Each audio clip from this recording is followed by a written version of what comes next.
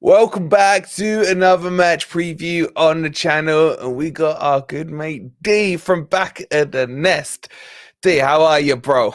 Yeah, I'm doing good, bro. Thanks for having me on. I'll be honest, I've been enjoying the international break. I don't know about you, but yeah, man, it feels weird now that we got football, and now it's like serious business as well. Like the games are going to be coming thick and fast, but I'm looking forward to it. I'm looking forward to the last stretch of games, so the season's finally over, I guess. Bro, I'm with you. Do you know what? It's the first time in my life watching football, yeah, that I've looked forward to an international break, man. It was like I'd got to that level where I'd had enough points, deductions, losses, last minute equalisers.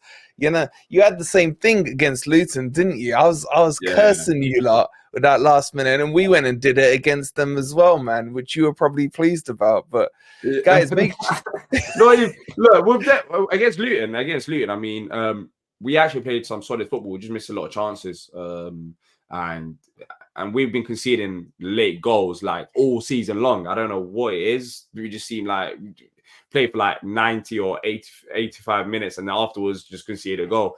But that was like a normality, I guess. Like it was expected to concede a last minute goal. But now we had a 3 weeks break because of Newcastle being in the FA yeah, Cup, I think. yeah. So we've gone on tour, not on tour, but went to Marbella, had a friendly there as well during the international break. So we spent a week there. But yeah, I think the break has probably helped us the most in terms of having that time for the new manager to work on things. But yeah, I've it's been solid so far on the new manager. To be fair, I do look forward to games. I did say I'm looking forward to the end of the season as well. I do look Mm. forward to games. I'm looking forward to the game on the weekend. But it's been one of those seasons where I don't know. Like I'll be also happy with the season to end to start a new fresh season under the manager.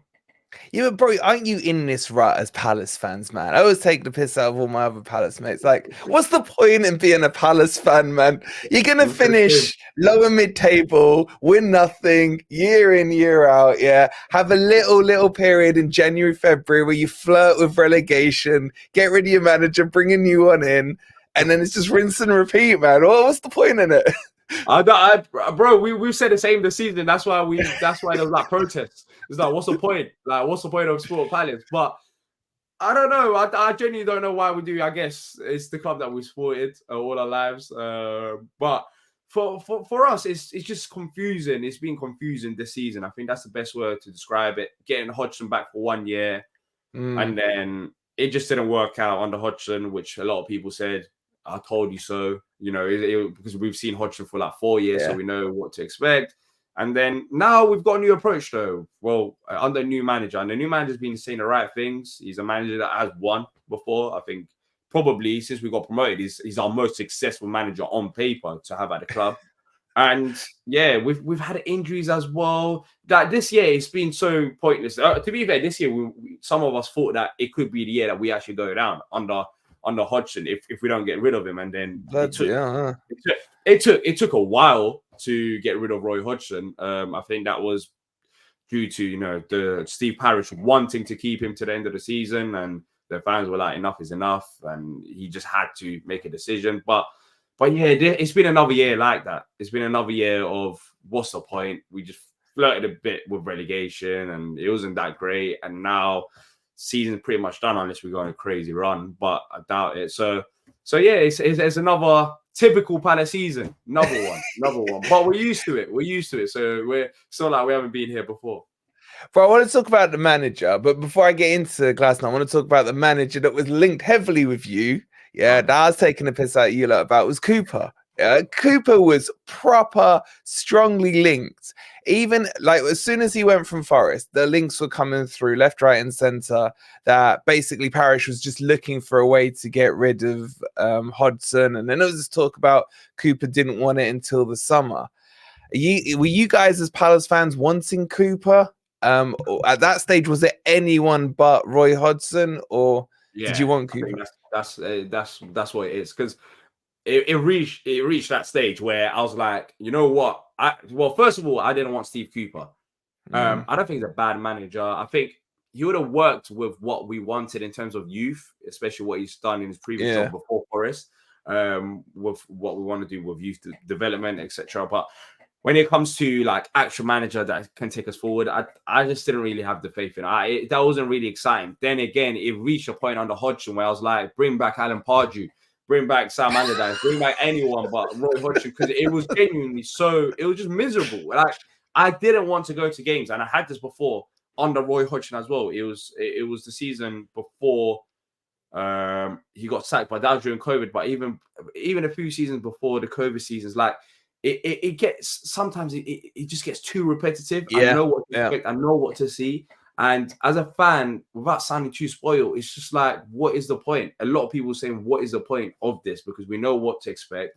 yeah. And it's frustrating. And then Steve Cooper was one of those options after he got sacked. And I was, when he did, well, when there were rumors about him leaving and Steve Cooper coming in, I was like, you know what, let's go for it. But I'm happy that we went with a different direction, because there was other managers linked, Lopetegui, also linked with the job. And apparently all these managers wanted a bit more assurances, and they were a bit, you know, they weren't too sure about taking the job. And for me, it's a case of, if you don't want to take the job now, then you just don't really have faith right now in your management. And I don't want you at the football club, because we're going to go through rough periods. And if you don't want to come and help us now, then fair enough. And then Glasner said, I will help you. And I think that was the best option out of all the names. He's a good manager, because we were linked heavily with him. And it was basically between him, same bunch, him, Lopetegui, and Nuno, and we ended up going with Nuno. Just before I ask you about Forest and stuff, bro, I just want to talk about your team, because obviously you guys, I'm sure you get sick of it. For us, it's Morgan Gibbs White. For you, it must be Olise and Eze. Everyone, if you ever ask them, you know who's good, they always talk about those. But the one I want to talk to you about, the one that I feel you've really cost you, is Doucouré not being in the team for pretty much the whole season, man. How big's his loss been? Because I don't feel like you've properly been able to replace him, although I think Lerma's done quite a good job in recent weeks. He's been a big loss, hasn't he? Yeah, Doucouré's been a massive loss. It will be very hard to replace a player like Doucouré. I think he's probably still in the underrated section when you look at the majority of football fans. I don't know if he gets the plaudits that he deserves at times. But he's been a loss. But then bringing in Adam Wharton has been absolutely fantastic for us. And now it's a case of, when Doucouré is back, you're going to have Wharton and Doucouré together, which is based on what we've seen from both players so far, we know that it will work together, and that's something to look forward to. But Doucouré actually signed. He's the one you got from the Championship, wasn't he? Yeah, Wharton came from the Championship. Yeah, but I'm telling you. But that's what Dougie Friedman has done really well with you guys, hasn't he? Bringing up those recruits. He found Eze, Olise, etc. Yeah, and he's off to Man U apparently. Technically, Gahey, he joined us after loan from Swansea, even though he was a Chelsea player as well. So yeah, the Championship players, that's we go and pick them out, and then we try to develop them, and it has worked so far. If we want to sell some of these players, we can sell them on for a higher price tag. But Adam Wharton, he's absolutely fantastic in place with Doucouré. And Lerma has been, solid all season round. But then again, when everyone's fit in Glasner's system, we expect probably Lerma to drop out, but that won't be this season because Doucouré, I don't know when he'll be back. I don't think we're going to rush him either. April's coming, May's coming, and there's no real signs of Doucouré coming back. So yeah, Doucouré it's been a miss. But then again, it's not just Doucouré. I mean, we've had Eze out for good chunks of the season, Olise out, and the most frustrating thing about this is it feels like some of these injuries could have been prevented if we did manage them properly. I mean, the Olise one is the most frustrating one, and I think that kind of led to Roy getting sacked as well, because it was a case of, this is just getting ridiculous. We're 3-0 down against Brighton at halftime. He's come back from a hamstring injury. A bit of common sense is needed. There's no point of him playing when you're 3-0 down. Just rest him, get him that extra rest. And he picked up another injury, and now people think that Olise is injury prone, whereas he's just been mismanaged. And is he out still? Is he out till mid-April? Yeah, he's out, but he's going to be back very soon. I don't know when he's starting training. Maybe starting training next week or the week after. So he's going to be back relatively soon. So Glasner will be able to work with him as well. But yeah, we've that's what I'm saying. It's just been a mess with injuries, with the tactics, with results, just everything all around. It's been a shambles. But Glasner's kind of given us a hope now to look forward to games. Yeah, and then on the keeper situation, bro, because you got in one of our old boys, Dean Henderson, Yeah. lonely old boys, and he kind of was playing in recent weeks in the end of Hodgson's run, but Johnson kind of got back in, but now apparently he's got injured now that he's been away with England, hasn't he? So have you guys been, who's your number one choice on a personal level between the two of them? Who do you prefer? I think a lot of Palace fans prefer Sam Johnson. A lot of them are not Mm, sold on Dean Henderson mm. so far, and they're saying that that business didn't need to be done. Like, what was the That's reason gonna be my behind next it? question too. Yeah. Yeah, I mean, especially when you're Palace and you don't have vast amounts of money and you have to make sure you spend it in right areas. In the summer, that £20 million, you'd think maybe you could have spent it in a different area. And we've seen it with Arsenal, for example, with Raya and Ramsdale. At the start, there was a problem with, there's lots of talks about Raya Ramsdale. Ideally, look, you can't have two number ones at the club, and both of them do want to be number one. So you do have to sell one of them. And I guess a club bought Henderson with the back of their minds, thinking that Johnson is going to be sold this summer, which I don't know if that's going to happen still. But yeah, Henderson, he played a few games under Hodgson. He had a little run in, but he just didn't give no comfort to the back line. It just His wasn't the same. And distribution's poor as well, bro. He used to kick it yeah, out for us a lot last season. yeah, and a lot of Palace fans just like they just don't like him at all. Some of them just don't rate it. Some of them compare him to Wayne Hennessy. It's crazy. So yeah, like that's the level. That's the level we have with the That's goalkeeper another one situation. we've still got, bro. He's still on our books, man. Is it still in your books? That's crazy. Yeah, Wayne Hennessy gave me traumas at night with his free kick shuffling and everything else. But yeah, that was Bro, an he error played that I don't 3 want to go back. games for us last season and made me cry in all of them, man. He was Yeah, so bad. that's I think Wayne Hennessy in it. But yeah, so with Henderson, I guess the club do want to make him number one sometime, but the fans are not really sold on it, and I don't know if the club have changed their perspective, but he's gonna have another try with Johnson being out injured. Let's see how long that injury is, or if it is significant. Were you surprised they didn't sell him to Forest? Because we came in for him in the January window quite late and quite strong on wanting him. But he wanted to stay at Palace because I was reading it the same way. It's like if you spent 15, 20 million on Hendo, why would surely that's a sign to Johnson? It's a bit like what you said with the Arsenal thing. New guy coming in, old one being shifted out. So I was quite Yeah. surprised he didn't join us. I think the reason why Palace didn't want to sell him is because it will cause a situation that we're in right now, technically, with injuries. You get rid of Sam Johnson, you got Dean Henderson there, and then you got like Remy Matthews and a few youngsters, which there's no need for it. There's no need for it, especially at that time. Remember, even now you can make the argument like was both battling, relegation, and you don't want to strengthen your opponent during that time as well. So I think it's more of we don't need to do this right now. And also, I don't know, I can't remember. I think Sam Johnson was playing then, or maybe he wasn't. I'm not too sure. I think Henderson was in at the time, and that's why Forest went I in. was at the time, yeah, maybe, yeah. I can't Yeah, it was still remember. under I think Hodgson, it's still wasn't it? Hodgson was there. Yeah, Yeah. probably, Hodgson was there. But yeah, we'll see in the summer. We'll see in the summer if we were to sell him. I reckon, yeah, around 15 to 20 million pounds. But that's basically what we're saying is we want to get rid of Sam Johnson and we're bringing Henderson. We're just swapping the players because that's what we got. Exactly. For, which I don't know if it's the right business right now. I don't know if it really makes sense, and it'll be interesting to see what the club actually do in the summer with the goalkeeper situation because you can't have both of them there. I don't think both of them want to be like 1 and 2, 1 and 2. You just want to have a clear number one. Exactly. Consistency. Yeah. Speaking of consistency, something my team hasn't had all season, bro. What's been your reading on Forest this year so far? Have you? Are we where you think we were gonna be? No, I don't. Not necessarily. I didn't think you would push forward. I think it'll be another season of potentially struggle. But it was interesting to see that you actually got rid of Steve Cooper. Because there was them talks even like last Thank year God, man. about Steve Cooper leaving, and he ended up staying. And then Nuno was an appointment which I guess he has that Premier League experience. But when you listed the managers there, Glasner, Nuno, and Lopetegui, I guess he's the one that just had the Premier League experience, and seemed like we went with that option. And he's had some good games. He's also recently, they're conceding last minute goals as well. Trying to be like Palace, I guess, in that end.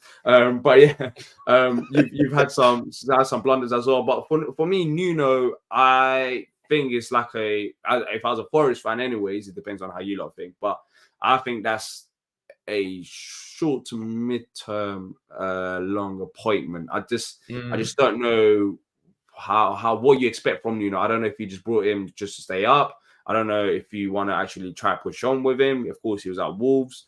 They went with a different approach at the end of it. So yeah, I think Nuno is not a bad manager.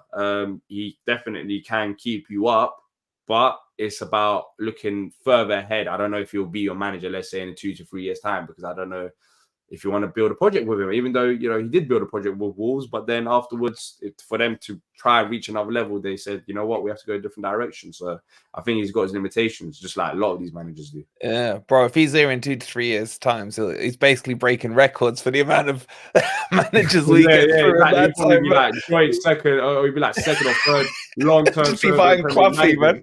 It's like everyone gets sacked every 6 months. So yeah, we don't mess around. We don't mess around. What do you make of him? Do you like him? I like him. I was at the stage where you were with Hodgson. I was like, I need Cooper out, man. The football's killing me. Yeah, I couldn't handle that low block crap anymore. I love what Cooper did, how he got us promoted, but I like to look ahead. I don't remain sentimental. So when Nuno came in, he came in with energy. We beat Newcastle, we beat Man U. And then we got hit with this bloody FFP, PSR stuff, and then AFCON. And that stalled him, and he just hasn't recovered since then. So I'm hoping, looking at the game this weekend, I'm hoping this is the one, man. Because I keep seeing false dawns so far, and I'm looking at this, I'm thinking, are Palace going to do a Palace and sort us out? Because you didn't beat us at all last season. You missed one of the worst penalties. No, you beat us. You probably beat us. We beat you, but Zaha missed the worst penalty. It was that game, man. I remember that game at your ground. Yeah, that was a terrible game. That was on the Vieira. That was a terrible game to watch.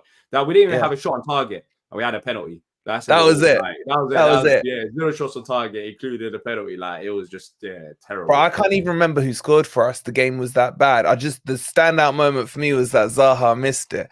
Yeah, but we won it 1-0. Yeah, I remember. That was. And then obviously, home game. Yeah, at your place, it was the old celebration party because we were safe. Last game of the season last year. Oh, so that one. No one really cared about that game. That game was that. Yeah, it was done. Yeah, done and dusted. Yeah. So we're feeling okay against Palace, but are you worried about this game because you're on 29 points? You're 8 ahead of us now that we've had points deducted.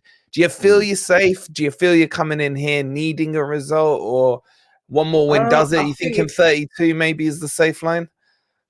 I think if we win this game, I think we're pretty much safe. In all honesty, right now I'm not that worried about relegation. After Glasner coming in, not just because it's Glasner, but because of what I've seen from the games, what he's been saying, what he's been trying to work on, even the set pieces, the slowly improvements that I'm seeing. So I think I think we'll be able to pick up enough points to just stay up. But this game is massive for both sides. For you lot, you're going to be up for it. 100% you're going to be up for it. This is the game. So. You had your points deduction. You want to get your points back. Perfect time. You want to start off with a win. If you don't win, then who have you got next after us? Fulham at home. Yeah, that's going to be another big game. So it'll be good to just get that win out of the way and then try looking, up the table and catching up. Which shouldn't. You're not that far behind the other teams. So yeah, look. I am worried based on your points deduction, but then again, I don't know what to also expect from Palace to a certain extent because we've had 3 weeks off. Yeah. We've had a week of abroad training. Of course, we've had 3 weeks work on the team as well. So I don't know what to expect. It should be exciting. But improvements. There should be improvements. Yeah. From the Luton game, even though the Luton game wasn't too bad. But yeah, I think we should be up for it. Glasner says he's been saying since he's joined that he approaches away game just like he does home games. But then again, against Tottenham, it wasn't really the case. I guess that was Tottenham a second game, and there wasn't that much to work on before the Tottenham game. But that game was absolutely terrible away from home. But now Forest is a good opportunity to see what we can do after 3 weeks off. So yeah. I mean, as long as we don't lose, but if we win, that'd be fantastic. I'll be all right with that. Bro, one last question from me. You still going to finish ahead of West Ham? How are you and Lawless getting on, bro? About that, no comment. It's looking a bit sticky. Yeah, I don't know. Maybe I don't know. Let's try to avoid that one. Hopefully, the international break has given everyone a good rest, so everyone can forget about it. We don't need to be talking about West Ham and finishing above them or not. We'll see. We'll see in due time. There's still a lot of games to be played, and maybe a few points deductions to happen. So never know. Miracles can happen. Miracles can happen. Who knows? We'll see. Listen, guys in the chat, guys watching this, please go and check out Back of the Nest, man. D's an absolute top bloke. I've been wanting him on for so long to get a bit of banter going with him. D, it's been an absolute pleasure having you on as always. I hope we tonk you on Saturday, but kind of I want Palace to stay around, man, and let's see how the season plays out. But thanks. It'll be good. We'll get Morgan Gibbs White as well. You can afford him, bro. What are you talking about? Trust me, we can now, man. We can. Trust me, believe bro, it. If by some miracle you get him, just never put him on corners. He's the worst corner taker in the league. Well, trust me, I guess he fits right into Palace because we're one of the worst teams in set pieces. So, that's a match made in heaven. So we'll see. We'll see what happens. Fantastic. Guys, make sure you like, subscribe, and also check out Back of the Nest as well. The link is in the title. Thank you for watching, and we'll see you on the next video. Come on, you Reds.